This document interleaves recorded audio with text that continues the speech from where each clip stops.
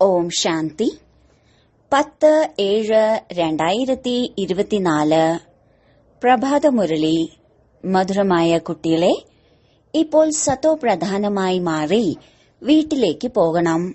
അതിനാൽ സ്വയം ആത്മാവാണെന്ന് മനസ്സിലാക്കി നിരന്തരം ബാബയെ ഓർമ്മിക്കുന്നതിനുള്ള അഭ്യാസം ചെയ്യൂ. സദാ ഉന്നതിയെക്കുറിച്ച് ചിന്തിക്കൂ. ചോദ്യം: പഠിപ്പിൽ ദിനം പ്രതിദിനം മുന്നിലേക്ക് പോയിക്കൊണ്ടിരിക്കുകയാണോ അതോ പിന്നിലേക്കാണോ പോകുന്നത് എന്നതിന്റെ അടയാളം എന്താണ്? ഉത്തരം: അഥവാ പഠിപ്പിൽ മുന്നിലേക്ക് പോവുകയാണെങ്കിൽ ഭാരരഹിതമായ അനുഭവമുണ്ടാകും. ബുദ്ധിയിലുണ്ടാകും, ഈ ശരീരം മോശമായതാണ്, ഇതിനെ ഉപേക്ഷിക്കണം, നമുക്കിപ്പോൾ വീട്ടിലേക്ക് പോകണം. ദൈവിക ഗുണങ്ങൾ ധാരണ ചെയ്തുകൊണ്ടിരിക്കും. അഥവാ പുറകോട്ടാണ് പോകുന്നതെങ്കിൽ പെരുമാറ്റത്തിൽ ആസുരീയ അവഗുണങ്ങൾ കാണപ്പെടും. നടക്കുമ്പോഴും കറങ്ങുമ്പോഴും ബാബയുടെ ഓർമ്മ ഉണ്ടാകില്ല. അവർക്ക് പുഷ്പമായി മാറി എല്ലാവർക്കും സുഖം നൽകാൻ സാധിക്കില്ല. ഇങ്ങനെയുള്ള കുട്ടികൾക്ക് മുന്നോട്ടു പോകവേ സാക്ഷാത്കാരങ്ങൾ ലഭിക്കും. പിന്നീട് വളരെയധികം ശിക്ഷകൾ അനുഭവിക്കേണ്ടതായി വരും. ഓം ശാന്തി. നമ്മൾ വരുമ്പോൾ സതോപ്രധാനമായിരുന്നു എന്ന ചിന്ത ബുദ്ധിയിൽ ഉണ്ടാവണം. ആത്മീയ അച്ഛൻ ആത്മീയ കുട്ടികൾക്ക് മനസ്സിലാക്കി തരികയാണ്, ഇവിടെ എല്ലാവരും ഇരിക്കുന്നുണ്ട്. ചിലർ ദേഹാഭിമാനത്തിലാണ്, ചിലർ ദേഹി അഭിമാനിയാണ്. ചിലർ സെക്കൻഡിൽ ദേഹാഭിമാനിയും സെക്കൻഡിൽ ദേഹി അഭിമാനിയുമായി മാറുന്നു. ഞാൻ മുഴുവൻ സമയവും ദേഹി അഭിമാനിയായാണ് ഇരിക്കുന്നത് എന്ന് ആർക്കും പറയാൻ സാധിക്കില്ല. ബാബ മനസ്സിലാക്കി തരികയാണ്, ഇടയ്ക്ക് ദേഹി അഭിമാനി ആയിരിക്കും, ഇടയ്ക്ക് ദേഹാഭിമാനത്തിലായിരിക്കും.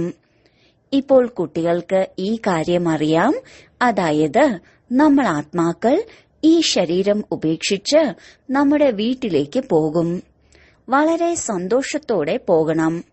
മുഴുവൻ ദിവസവും ചിന്തിക്കുന്നത് ഇതാണ്, ബാബ വഴി പറഞ്ഞു തന്നിട്ടുണ്ടല്ലോ, ഇനി എന്തുകൊണ്ട് നമുക്ക് ശാന്തിധാമത്തിലേക്ക് പോയിക്കൂടാ? മറ്റാരും ഈ ചിന്തയോടെ ഇരിക്കുന്നുണ്ടാകില്ല. ഈ പഠിപ്പ് ആർക്കും ലഭിക്കുന്നില്ല, ചിന്തയും ഉണ്ടാകില്ല. നിങ്ങൾ മനസ്സിലാക്കുന്നുണ്ട്, ഇത് ദുഃഖധാമമാണ്. ഇപ്പോൾ ബാബ സുഖധാമത്തിലേക്ക് പോകുന്നതിനുള്ള വഴി പറഞ്ഞു തന്നു. എത്രത്തോളം ബാബയെ ഓർമ്മിക്കുന്നുവോ അത്രത്തോളം സമ്പൂർണമായി മാറി യോഗ്യരായി ശാന്തിധാമത്തിലേക്ക് പോകും. അതിനെയാണ് മുക്തി എന്ന് പറയുന്നത്. ഇതിനാണ് മനുഷ്യർ ഗുരുവിനെ ശരണം പ്രാപിക്കുന്നത്. എന്നാൽ മനുഷ്യർക്ക് മുക്തിയും ജീവൻ മുക്തിയും എന്താണ് എന്ന് തന്നെ അറിയില്ല. എന്തുകൊണ്ടെന്നാൽ ഇത് പുതിയ കാര്യമാണ്. ഇപ്പോൾ നമുക്ക് വീട്ടിലേക്ക് പോകണം എന്നത് നിങ്ങൾ കുട്ടികൾ മാത്രമേ മനസ്സിലാക്കുന്നുള്ളൂ. ബാബ പറയുന്നു, ഓർമ്മയുടെ യാത്രയിലൂടെ പവിത്രമായി മാറൂ. നിങ്ങൾ ആദ്യം ശ്രേഷ്ഠാചാരി ലോകത്തിലേക്ക് വരുമ്പോൾ സത്തോ പ്രധാനമായിരുന്നു. ആത്മാവ് സത്തോ പ്രധാനമായിരുന്നു. ആരുമായും ബന്ധമുണ്ടാകുന്നതുപോലും പിന്നീടാണ്. എപ്പോഴാണോ ഗർഭത്തിലേക്ക് പ്രവേശിക്കുന്നത് അപ്പോഴാണ് ബന്ധങ്ങളിലേക്ക് വരുന്നത്. നിങ്ങൾക്കറിയാം, ഇപ്പോൾ ഇത് നമ്മുടെ അന്തിമ ജന്മമാണ്. നമുക്ക് വീട്ടിലേക്ക് തിരിച്ചു പോകണം. പവിത്രമായി മാറാതെ നമുക്ക് പോകാൻ സാധിക്കില്ല. ഇങ്ങനെ ഉള്ളിന്റെ ഉള്ളിൽ സംസാരിച്ചുകൊണ്ടിരിക്കണം. എന്തുകൊണ്ടെന്നാൽ ബാബയുടെ ആജ്ഞയാണ്, ഇരിക്കുമ്പോഴും എഴുന്നേൽക്കുമ്പോഴും നടക്കുമ്പോഴും ചുറ്റിക്കറങ്ങുമ്പോഴും നമ്മൾ വരുമ്പോൾ സത്തോ പ്രധാനമായാണ് വന്നത്. ഇപ്പോൾ സത്തോ പ്രധാനമായി മാറി വീട്ടിലേക്ക് തിരിച്ചു പോകണം എന്ന ചിന്ത സദാ ഉണ്ടായിരിക്കണം. ബാബയുടെ ഓർമ്മയിലൂടെയാണ് സത്തോ പ്രധാനമായി മാറേണ്ടത്. എന്തുകൊണ്ടെന്നാൽ ബാബ തന്നെയാണ് പതീത പാവനൻ. നിങ്ങൾക്ക് ഇന്ന രീതിയിൽ പാവനമായി മാറാൻ കഴിയും എന്ന് നമ്മൾ കുട്ടികൾക്ക് യുക്തികൾ പറഞ്ഞു തരുന്നു. മുഴുവൻ സൃഷ്ടിയുടെയും ആദിമധ്യ അന്ത്യത്തെ അറിയുന്നത് ബാബ മാത്രമാണ്. മറ്റാർക്കും അതിനുള്ള അധികാരമില്ല. ബാബ തന്നെയാണ് മനുഷ്യ സൃഷ്ടിയുടെ ബീജരൂപൻ. ഭക്തി ഏതുവരെ നടക്കും എന്നതും ബാബയാണ് വന്ന് പറഞ്ഞു തരുന്നത്. ഇത്ര സമയം ജ്ഞാനമാർഗം, ഇത്ര സമയം ഭക്തിമാർഗം. ഈ മുഴുവൻ ജ്ഞാനവും ഉള്ളിൽ പതിയണം. എങ്ങനെയാണോ ബാബയുടെ ആത്മാവിൽ ജ്ഞാനമുള്ളത്, അതുപോലെ നിങ്ങളുടെ ആത്മാവിലും ജ്ഞാനമുണ്ട്. ശരീരത്തിലൂടെ കേൾക്കുകയും കേൾപ്പിക്കുകയും ചെയ്യുന്നു. ശരീരമില്ലാതെ ആത്മാവിന് സംസാരിക്കാൻ കഴിയില്ല. ഇതിൽ പ്രേരണയുടെയോ ആകാശവാണിയുടെയോ കാര്യമില്ല. ഭഗവാനു വാച എന്ന് പറയുമ്പോൾ തീർച്ചയായും മുഖം ആവശ്യമാണ്, രഥം ആവശ്യമാണ്.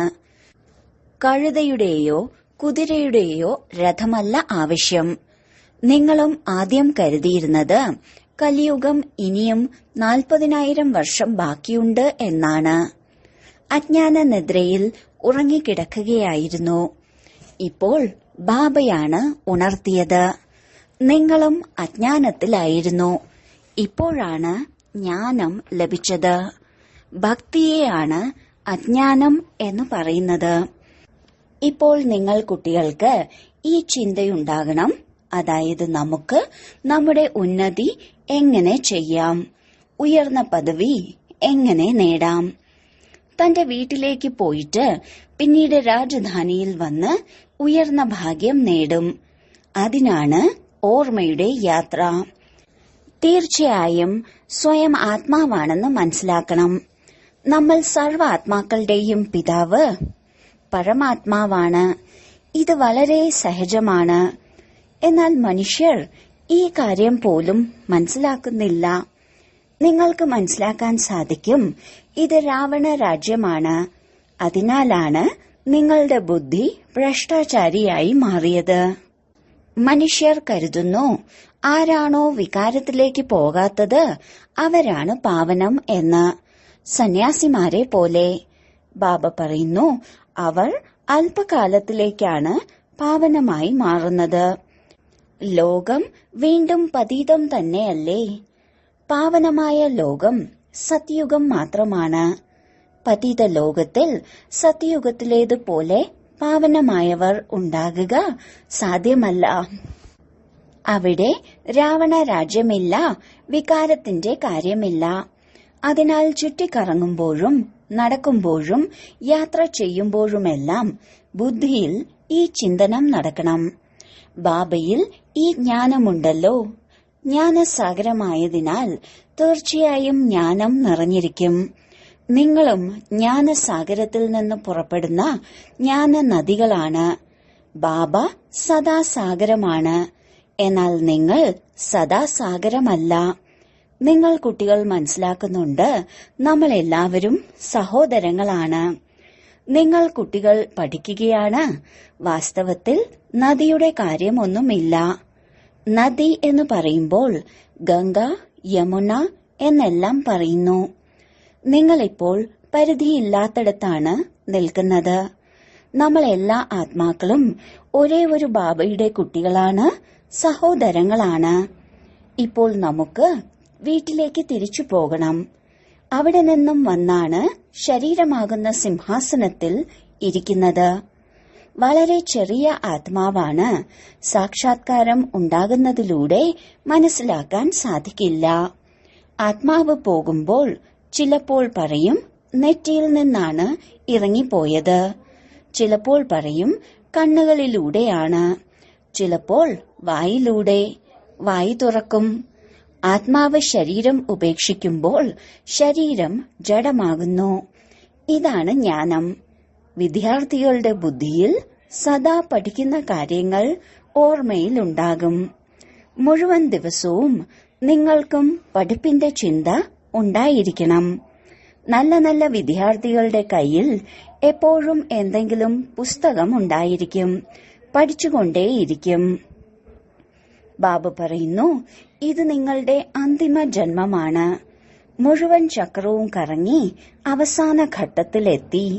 അതിനാൽ ബുദ്ധിയിൽ സദാ ഈ ഓർമ്മ ഉണ്ടായിരിക്കണം. ധാരണ ചെയ്ത് മറ്റുള്ളവർക്ക് മനസ്സിലാക്കി കൊടുക്കണം. ചിലർക്കാണെങ്കിൽ ധാരണ ഉണ്ടാകുന്നേയില്ല. സ്കൂളിലും വിദ്യാർത്ഥികൾ നമ്പർ വൈസ് ആയിരിക്കും. വളരെയധികം വിഷയങ്ങളും ഉണ്ടാകും. ഇവിടെയാണെങ്കിൽ ഒരു വിഷയമേ ഉള്ളൂ, ദേവതയായി മാറണം. പഠിപ്പിന്റെ ഈ ചിന്ത തന്നെ നടന്നുകൊണ്ടിരിക്കണം. പഠിപ്പ് മറക്കുക, എന്നിട്ട് മറ്റു പല കാര്യങ്ങളും ചിന്തിക്കുക, ഇങ്ങനെ ആകരുത്. കച്ചവടം ചെയ്യുന്നവരായിരിക്കും, തന്റെ കച്ചവടത്തിന്റെ ചിന്തയിൽ തന്നെ മുഴുകിയിരിക്കും. വിദ്യാർത്ഥികൾ പഠിപ്പിൽ തന്നെ മുഴുകിയിരിക്കും. നിങ്ങൾ കുട്ടികളും തന്റെ പഠിപ്പിൽ മുഴുകിയിരിക്കണം. ഇന്നലെ ഇന്റർനാഷണൽ യോഗ കോൺഫറൻസിന്റെ ക്ഷണക്കത്ത് വന്നിരുന്നു. നിങ്ങൾ അവർക്ക് എഴുതണം, നിങ്ങളുടേത് ഹഠയോഗമാണ്. ഇതിന്റെ ലക്ഷ്യമെന്താണ്? ഇതിലൂടെ എന്ത് ഗുണമാണുള്ളത്? ഞങ്ങളാണെങ്കിൽ രാജയോഗമാണ് പഠിക്കുന്നത്.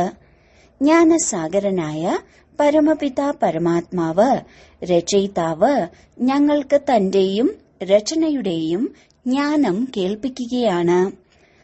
ഇപ്പോൾ നമുക്ക് വീട്ടിലേക്ക് തിരിച്ചു പോകണം. മന്മനാഭവ, ഇതാണ് ഞങ്ങളുടെ മന്ത്രം.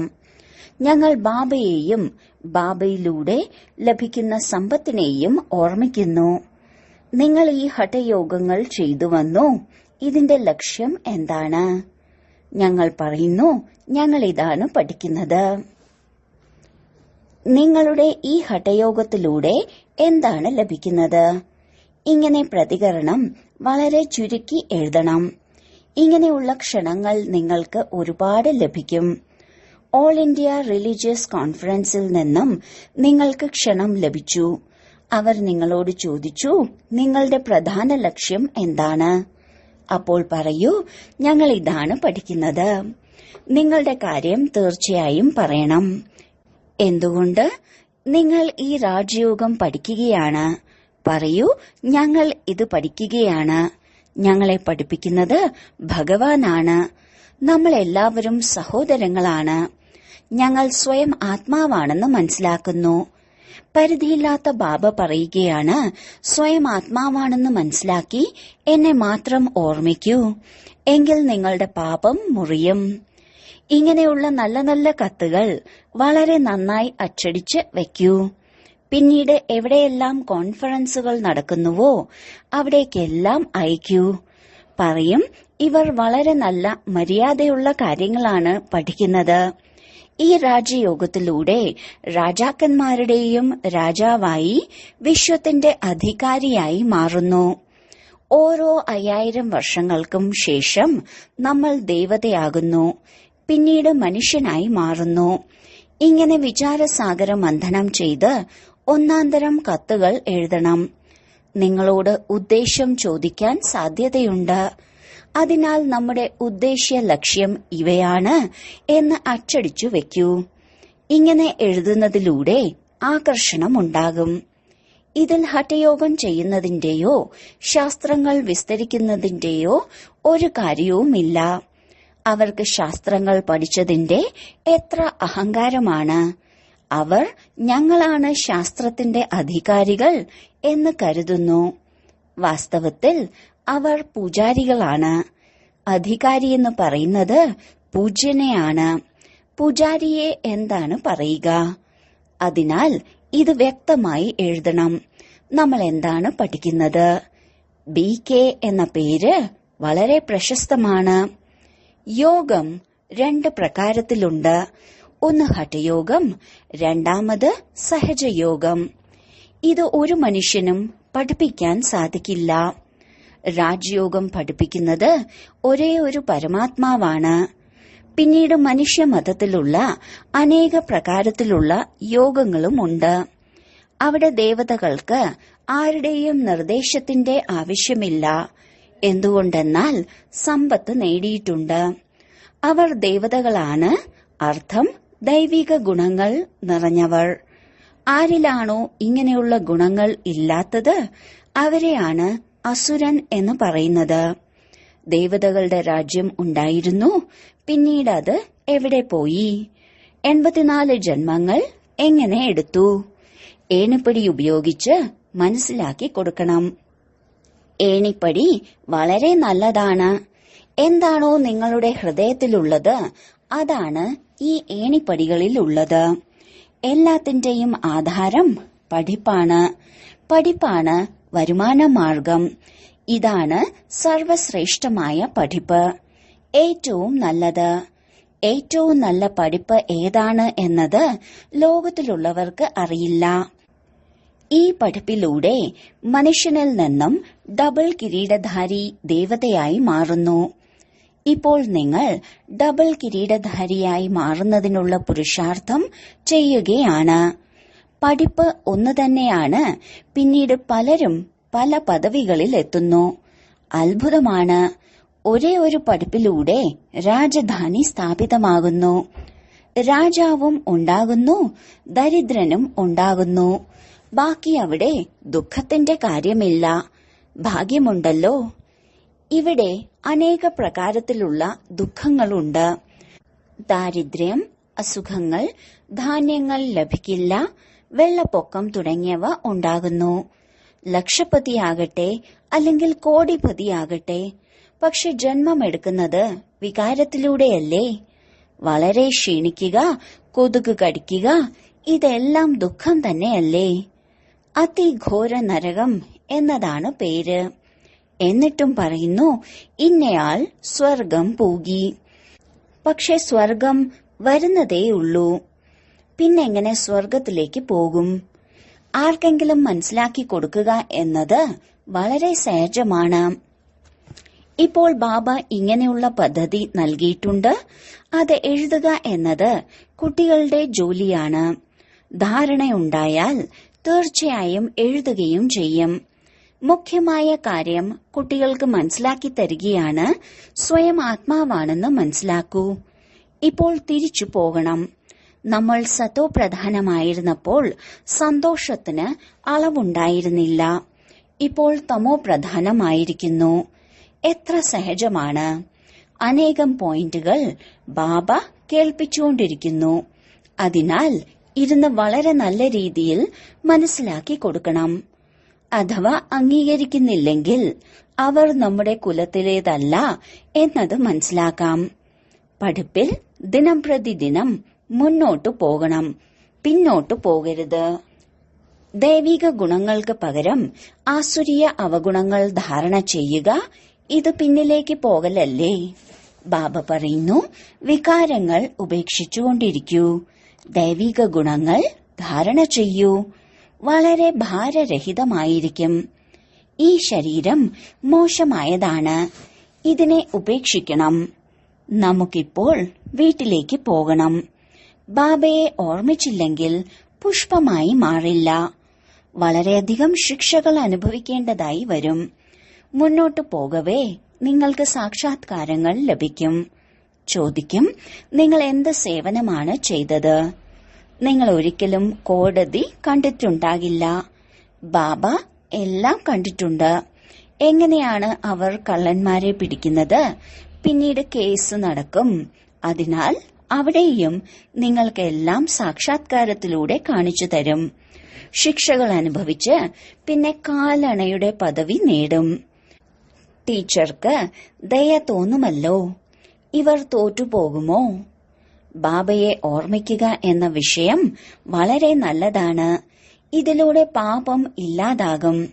ബാബ നമ്മെ പഠിപ്പിക്കുകയാണ്. ഇത് തന്നെ സ്മരിച്ച് ചുറ്റിക്കറങ്ങിക്കൊണ്ടിരിക്കണം. വിദ്യാർത്ഥികൾ ടീച്ചറെ ഓർമ്മിക്കും. മാത്രമല്ല ബുദ്ധിയിൽ പഠിപ്പും ഉണ്ടാകും. ടീച്ചറെ തീർച്ചയായും ഓർമ്മയുണ്ടാകുമല്ലോ. ഇത് ബുദ്ധിയിൽ ഉണ്ടാകണം. നമ്മൾ എല്ലാ സഹോദരങ്ങൾക്കും ഒരു ടീച്ചറേ ഉള്ളൂ. ബാബ സുപ്രീം ടീച്ചറാണ്. മുന്നോട്ടു പോകവേ അനേകം പേർക്ക് മനസ്സിലാകും, അല്ലയോ പ്രഭു, അങ്ങയുടെ ലീല. മഹിമ പാടി മരിക്കും. പക്ഷെ ഒന്നും നേടാൻ സാധിക്കില്ല. ദേഹാഭിമാനത്തിൽ വരുന്നതിനാലാണ് തലതിരിഞ്ഞ കർമ്മങ്ങൾ ചെയ്യുന്നത്. ദേഹി അഭിമാനിയായി മാറിയാൽ നല്ല കർമ്മങ്ങൾ ചെയ്യാൻ തുടങ്ങും. ബാബ പറയുന്നു, ഇപ്പോൾ നിങ്ങളുടെ വാനപ്രസ്ഥ അവസ്ഥയാണ്. തിരിച്ചു പോവുക തന്നെ വേണം. കണക്ക് വഴക്കുകൾ ഇല്ലാതാക്കി എല്ലാവർക്കും പോകണം. ആഗ്രഹിച്ചാലും ഇല്ലെങ്കിലും തീർച്ചയായും പോകണം. ലോകം മുഴുവൻ കാലിയാകുന്ന ഒരു ദിവസവും വരും. പിന്നീട് ഭാരതം മാത്രമാകും. പകുതി കൽപ്പത്തിലേക്ക് ഭാരതം മാത്രമേ ഉണ്ടാകൂ. അപ്പോൾ ലോകം എത്രത്തോളം കാലിയാകും. നിങ്ങളുടെ അല്ലാതെ മറ്റാരുടെയും ബുദ്ധിയിൽ ഇങ്ങനെയുള്ള ചിന്തകൾ ഉണ്ടാവില്ല.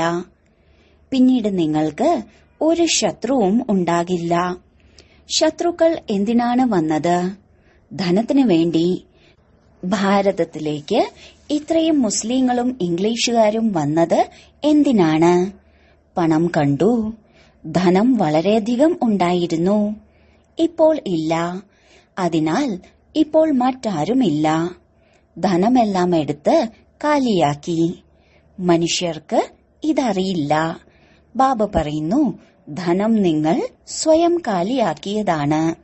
ഡ്രാമയിലെ പദ്ധതി അനുസരിച്ച് നിങ്ങൾക്ക് നിശ്ചയമുണ്ട്, നമ്മൾ പരിധിയില്ലാത്ത ബാബയുടെ അടുത്തേക്ക് വന്നിരിക്കുകയാണ്. ഇത് ഈശ്വരീയ പരിവാരമാണ് എന്ന കാര്യം ഒരിക്കലും മറ്റാരുടെയും ചിന്തയിൽ പോലും വരില്ല.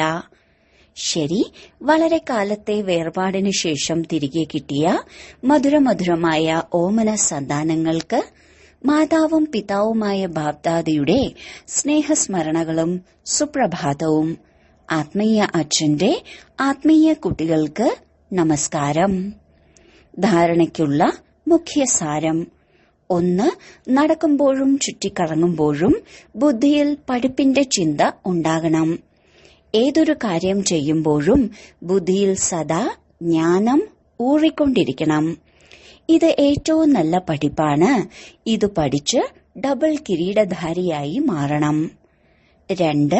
നമ്മൾ ആത്മാക്കൾ സഹോദരങ്ങളാണ് എന്ന അഭ്യാസം ചെയ്യണം. ദേഹാഭിമാനത്തിൽ വരുന്നതിനാലാണ് തലതിരിഞ്ഞ കർമ്മങ്ങൾ ഉണ്ടാകുന്നത്. അതിനാൽ എത്ര സാധിക്കുമോ ദേഹി അഭിമാനിയായി കഴിയണം.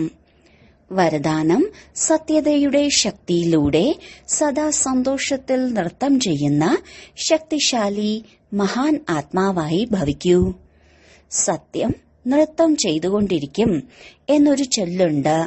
സത്യസന്ധൻ അർത്ഥം സത്യതയുടെ ശക്തിയുള്ളവൻ സദാ നൃത്തം ചെയ്തുകൊണ്ടിരിക്കും. ഒരിക്കലും വാടിപ്പോകില്ല, കുടുങ്ങിപ്പോകില്ല, ഭയപ്പെടില്ല, ദുർബലനാകില്ല. അവർ സദാ സന്തോഷത്തിൽ നൃത്തം ചെയ്തുകൊണ്ടിരിക്കും. ശക്തിശാലി ആയിരിക്കും. അവരിൽ നേരിടാനുള്ള ശക്തി ഉണ്ടായിരിക്കും. സത്യത ഒരിക്കലും കുലുങ്ങില്ല, അചഞ്ചലമായിരിക്കും. സത്യതയുടെ തോണി ഉലയും, എന്നാൽ മുങ്ങില്ല. അതിനാൽ സത്യതയുടെ ശക്തി ധാരണ ചെയ്യുന്ന ആത്മാവ് തന്നെയാണ് മഹാൻ. സ്ലോഗൻ: തിരക്കുള്ള മനസ്സിനെയും ബുദ്ധിയെയും സെക്കൻഡിൽ സ്റ്റോപ്പ് ചെയ്യുന്നത് തന്നെയാണ് ശ്രേഷ്ഠ അഭ്യാസം.